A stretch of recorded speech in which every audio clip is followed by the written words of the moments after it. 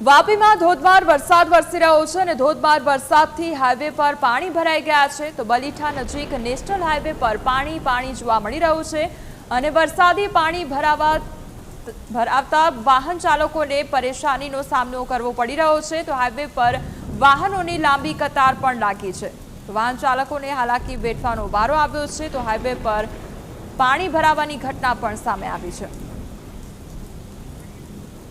વલસાડ જિલ્લામાં વહેલી સવારથી પડી રહેલા વરસાદને લઈને ઠેર ઠેર પાણી ભરાવાની સમસ્યા જોવા મળી। ત્યારે વલસાડ જિલ્લામાંથી પસાર થતા નેશનલ હાઈવે નંબર 48 ઉપર પણ હાઈવે ઉપર નદીમાં હાઈવે જે છે નદીના અંદર પરિવર્તન થયો છે। વાપીના બલીઠા ખાતે આવેલો નેશનલ હાઈવે નંબર 48 ના ઉપર વરસાદી પાણી ભરાઈ જવાને લઈને હાઈવે જે છે એ હાલ જામ થયો છે। લોકો પાણીમાંથી અવરજવર કરવા માટે મજબૂર બની રહ્યા છે। લોકોએ જે છે એ પાણીમાંથી અવરજવર કરવા માટે હાલ તો તેઓએ હાલાકીનો સામનો કરવો પડી રહ્યો છે। આપ જે પ્રમાણે દ્રશ્યોમાં જોઈ શકો છો વાહન ચાલકો જે છે એ વાહન ચાલકોની વાહનો બંધ થઈ જઈ રહ્યા છે।